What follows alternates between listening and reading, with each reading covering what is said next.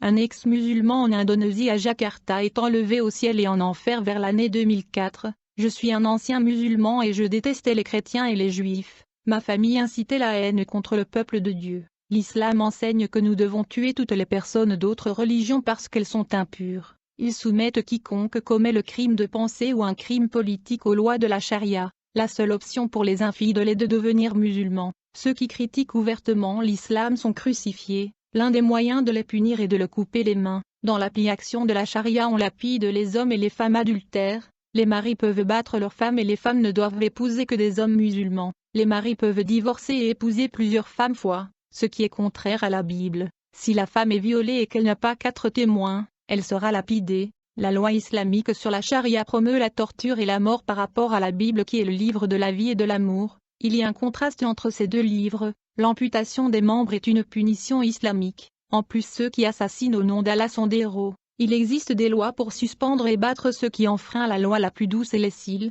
Alors que nous étions profondément dans la religion islamique, un jour ma famille a appris qu'il y avait un groupe de chrétiens qui se réunissaient en cachette pour adorer et rendre culte à Jésus. Sans tarder, nous avons contacté les autorités qui les ont raflés. Quelques jours après ces incidents, une famille dans notre voisinage nous a signalé qu'un groupe de musulmans s'était converti au christianisme. Dès que cette nouvelle se répandut dans le quartier, les hommes islamiques sont allés à la recherche de ce groupe. Ils sont allés avec des couteaux, des pierres et des barres de fer, et aussitôt qu'ils les ont trouvés, ils ont assassiné ce groupe de chrétiens. Les musulmans sont un groupe violent qui tente de gouverner en faisant la guerre. La religion islamique est beaucoup plus qu'une secte. Ils forment un parti unique lié au gouvernement et constituent également une faction criminelle en Indonésie. Quelle est la différence entre les narcotrafiquants et la religion musulmane?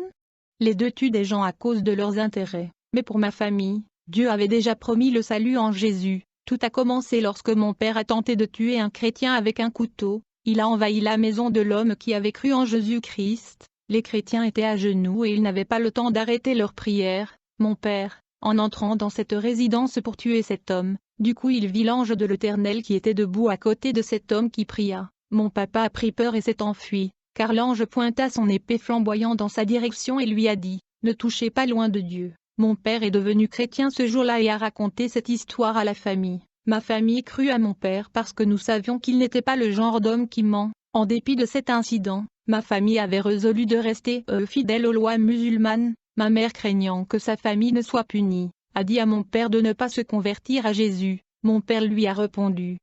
La parole de Dieu dit que nous ne devrions pas aimer nos familles plus que Jésus. Il a dit à ma mère, je resterai avec Jésus et je vais en Australie pour le servir. Le témoignage de mon père a profondément marqué notre vie. En Australie, il était un autre homme. Toute la famille s'est rendue à Jésus et ils ont quitté notre pays. Ils voulaient la liberté d'adorer Dieu. Je n'ai pas voyagé avec eux pour le simple fait que j'étais une femme mariée. Seul moi et mon mari qui avait également converti à Jésus sommes restés derrière. La conversion de mon mari n'a pas été facile. Il m'a presque tué avec un fouet. J'ai été fouettée pour ne pas vouloir servir Mahomet. Jusqu'au jour où Jésus est apparu personnellement à mon mari. Jésus-Christ a montré les marques de clous dans ses mains à mon mari. Mon mari a touché les mains de Jésus-Christ comme l'apôtre Thomas l'avait fait. Jésus lui a dit, « Je ne suis pas un esprit. Je t'ai mort mais je suis ressuscité et je suis vivant pour toujours. Votre femme est sur la bonne voie. Si vous croyez en moi, un jour votre corps sera glorifié et vous serez immortel si vous me suivez. »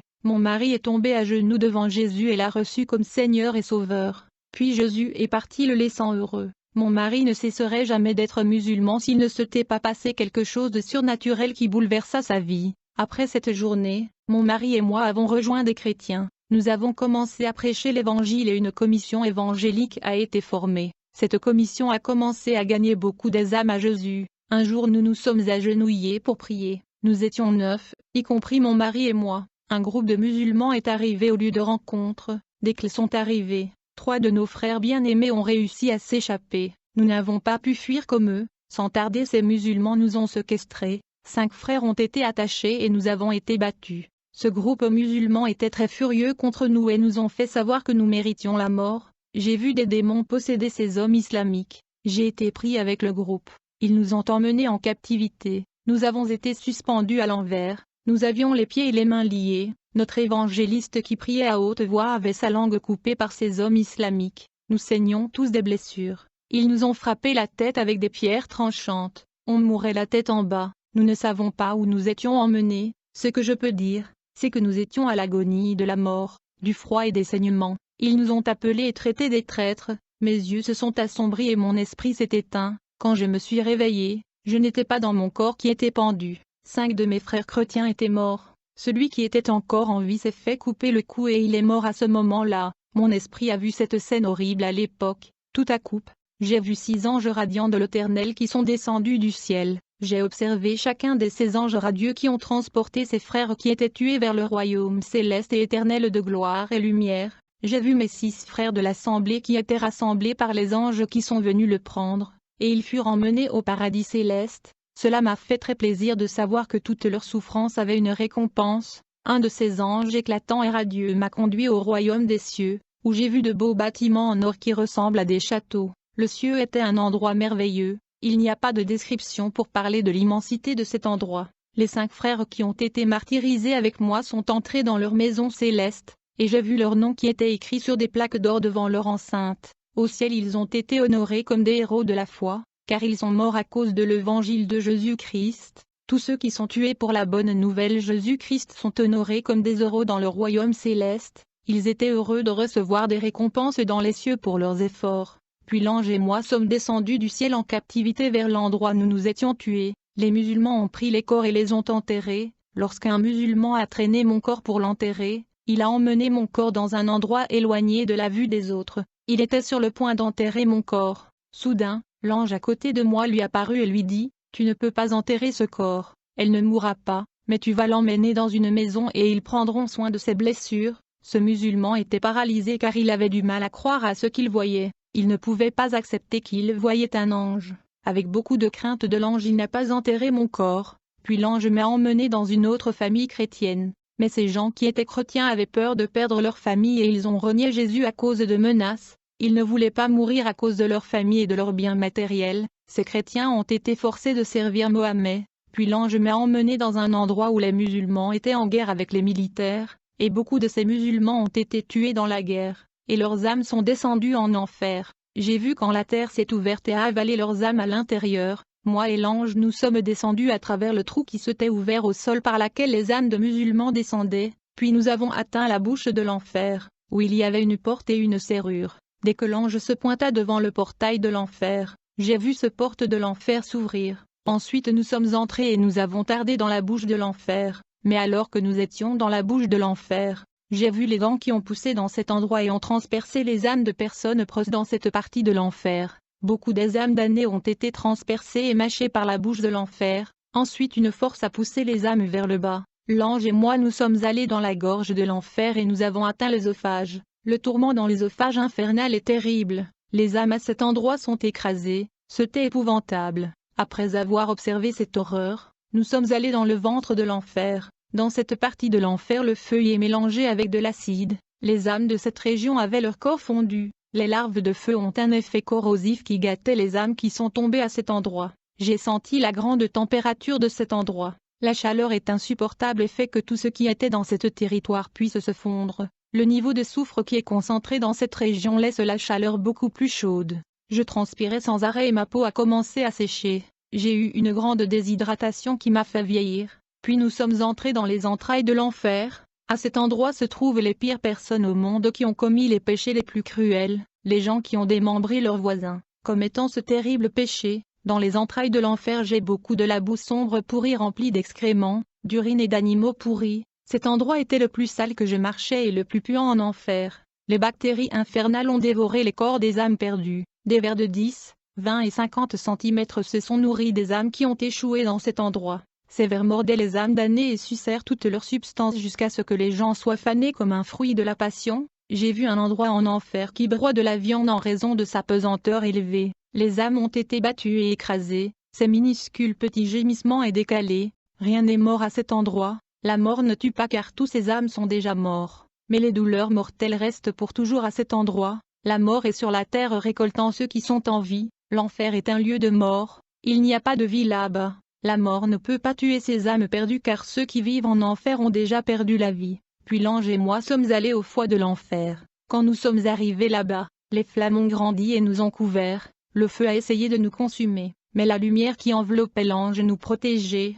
Cette partie de l'enfer a un feu féroce qui dévore les âmes qui sont là. Cet endroit ressemble à une bête. Tout ce qui était là voulait nous attaquer. Tout était en vie et tout avait un caractère prédateur. J'ai vu plusieurs yeux dans cette partie de l'enfer qui me regardaient et regardaient l'ange.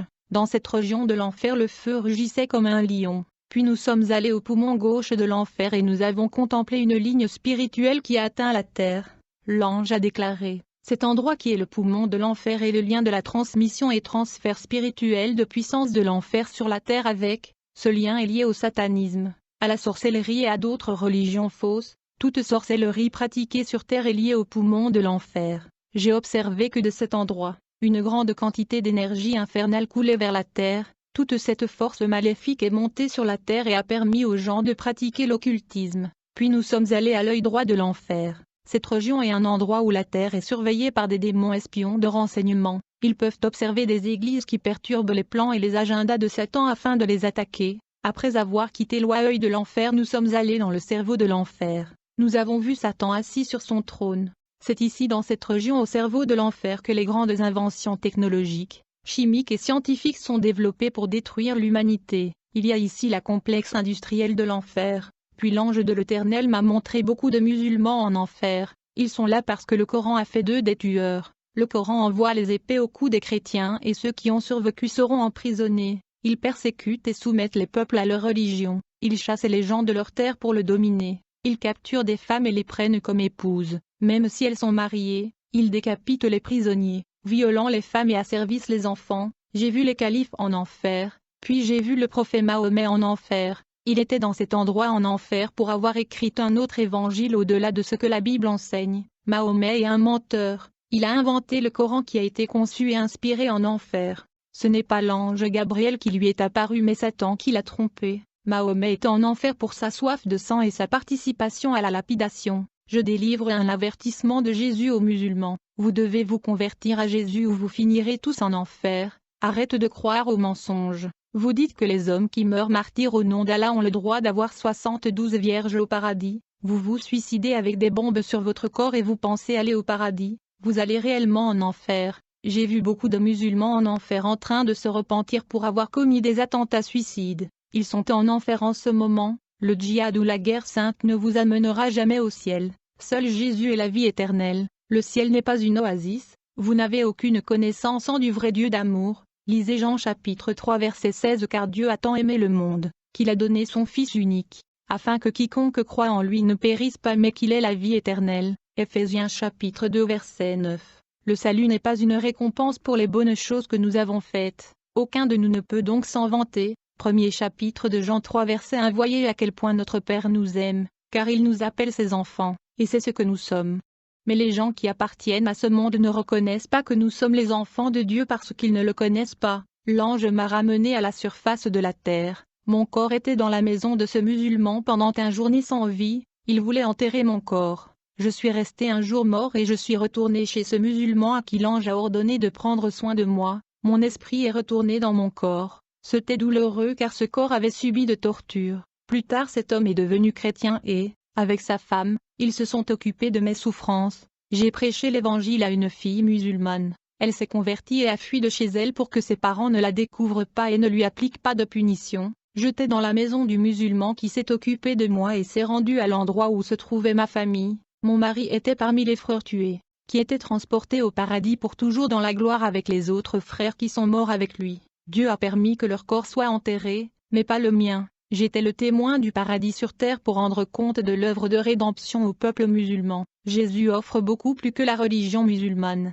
Jésus a la vie éternelle pour leurs âmes et va ressusciter le corps qui mourront un jour. L'immortalité sera notre victoire. Abandonnez simplement votre vie à Jésus, au lieu de la haine que vous ressentez pour les gens. L'amour de Jésus envahira votre cœur. Ne tuez pas, aidez les gens et parlez-les de Jésus, vous aurez vos récompenses. Je vous aime tous. Restez dans la paix de Dieu. Amen. Témoignage de Kaya Vermancia Surabaya de la ville de Jakarta, Indonésie.